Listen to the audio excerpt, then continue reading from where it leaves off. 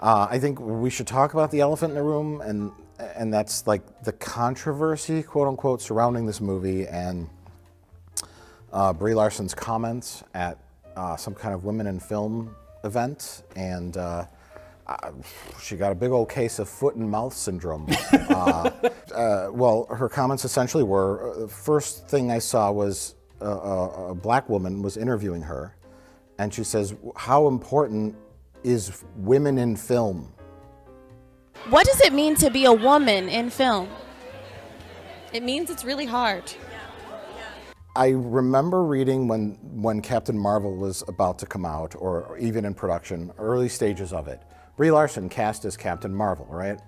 And it was a finally moment. You know, the Marvel franchise of 37 movies finally has its first female lead. Yeah. But she's white.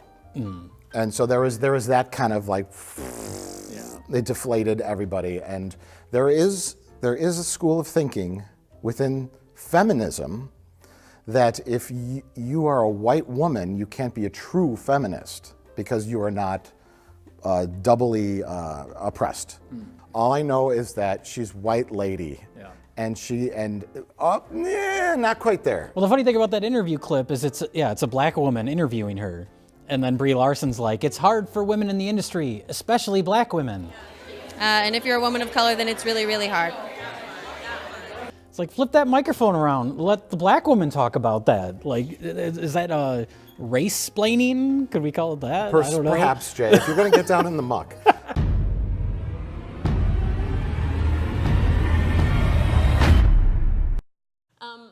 I am so grateful to be up here to receive this award, so I cannot thank my family and my team, and instead talk about something that's really important to me.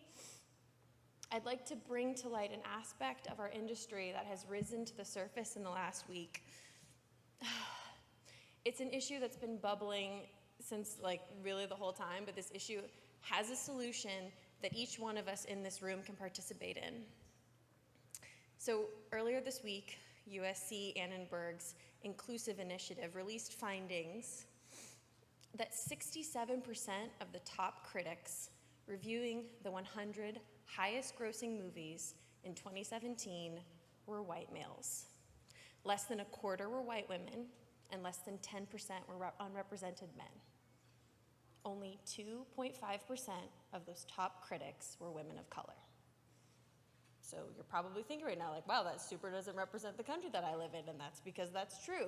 This is a huge disconnect from the US population breakdown of 30% white men, 30% white women, 20% men of color, and 20% women of color. So why does that matter? Why am I up here giving you statistics when I could be spending this time talking about my publicist, Lindsay, who I love, and thank you so much for bringing Jesse up here and making me super emotional while I rattle off percentages of people. On top of all of this, am I saying that I hate white dudes? No, I'm not. But what I am saying is that if you make a movie that is a love letter to women of color, there is an insanely low chance a woman of color will have the chance to see your movie and review your movie.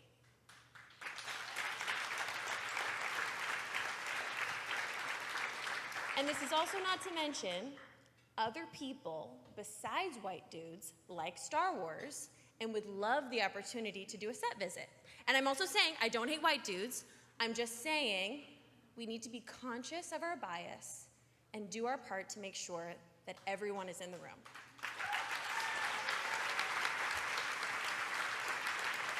I feel a little like then Brie Larson had the spotlight on her, therefore she starts to do a little virtue signaling, and then she turns on the white guys to show that she is down with the struggle of feminism. Only 2.5% of those top critics were women of color. This blonde white woman from Southern California. Sure. And then it turns into like this rant about film critics. It really sucks that reviews matter, but reviews matter. Good reviews out of festivals give small independent films a fighting chance to be bought and seen. Good reviews help films gross money. Good reviews slingshot films into awards contenders. A good review can change your life. It changed mine. Our industry has gone through a major growth. Thank you for clapping for my good reviews. I love that review. It's like so excited to be like, yeah, that one time. Our industry has gone through a major growth. We are expanding to make films that better reflect the people that buy movie tickets, but they are not allowed enough chances to read public discourse on these films by the people that these films were made for. I do not need a 40-year-old white dude to tell me what didn't work for him about A Wrinkle in Time. It wasn't made for him. I want to know what that film meant to women of color, to biracial women, to teen women of color, to teens that are biracial. And for the third time, I don't hate white dudes. These are just facts. These are not my feelings, and I'm really sorry, Lindsay. Please don't kill me. And then she's like, I don't care what a 40-year-old white guy has to say about a White wrinkle in- dude. White dude. She had to make it sound more condescending. Yeah. I don't care what a 40-year-old white dude has to say about A Wrinkle in Time, because that movie wasn't made for him. I do not need a 40-year-old white dude to tell me what didn't work for him about A Wrinkle in Time. It wasn't made for him.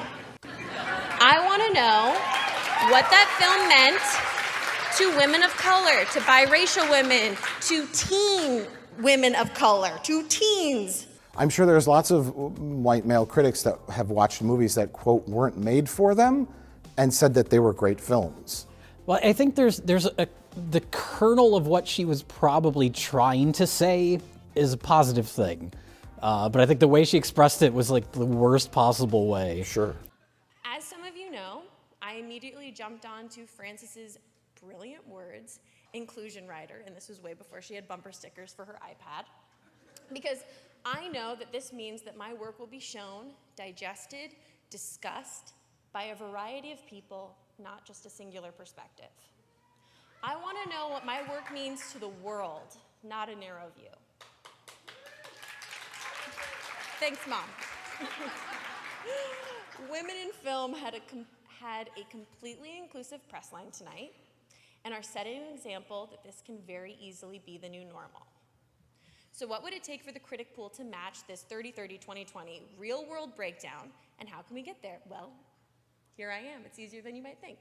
The bottom line is that if each of the top 100 films in a year added 9 critics that are 3 underrepresented males, 3 white females, 3 underrepresented females, and the average critic pool would match the US population in just 5 years.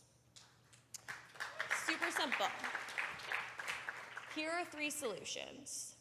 First, female and underrepresented critics can't review what they don't see, and many are denied accreditation or access to press screenings. So if you are in this room, or if you know someone who is a gatekeeper, please make sure that these invites and credentials find their way to more underrepresented journalists and critics, many of whom are freelancers. Give them access, give them the opportunity to see, hear, and write about our stories. Artists, agents, publicists, and marketing execs, you can do your part by committing to an inclusive press plan and junket strategy on your end. This includes asking for a wider array of magazine photographers in addition to writers. Disney has been a brilliant partner in this on Captain Marvel, just like Women in Film was a wonderful partner on this tonight, so do not be afraid to ask. Second, feed the pipeline. I know you're thinking, Brie, we'd love to have a balanced pool, but there's not enough underrepresented critics and make this realistic. Okay, well, I'm super happy to tell you that 41% of bachelor degrees in journalism and communication go to white women and 22% to women of color. So the talent is there, the access and opportunity are not. And I do also, not to be a know-it-all, I also have an answer to that. There is an opt-in tool that will launch late summer that will allow studios and artist representatives to more easily find and contact entertainment journalists and critics from underrepresented groups.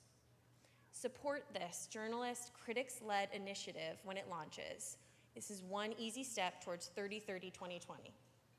And lastly, to that end, energized by the movement we're building together as a field, it is my great pleasure to announce that the Sundance Institute has guaranteed that at least 20% of their top-level press passes will go to underrepresented critics at next year's Sundance Film Festival as part of a larger initiative that they're working towards. Yeah, it's cool. I'm also happy to share that the Toronto Film Festival, which already has regional diversity with 1/3 of its press coming from the outside of Canada and the US, is working towards an additional 20% of new underrepresented voices from across the globe.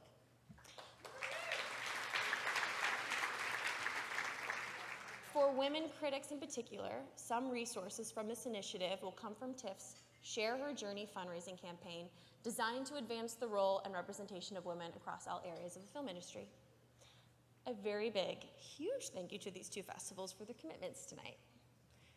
I hope that this is just the start.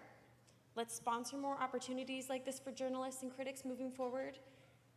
Thank you very much for listening to my verbal PowerPoint presentation. And I hope you have a wonderful rest of your evening. 生きるリバサイガスの吹き溜まりハマっちまったやつほど口が悪いここじゃ成功ってやつ雲隠れ俺たちの未来と空の色はグレー吹き変わり地に詰めたね全速で反映してきたのかね神様が見つけた最低限なら書き残すこの目しか見れない経験のなく名前だけこの決意に甘えはね Final note on this: diversity, good. White dudes, bad.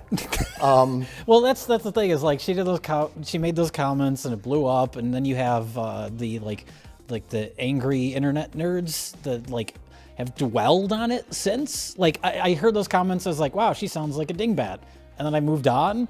But then you have these like there are people that do like YouTube videos every day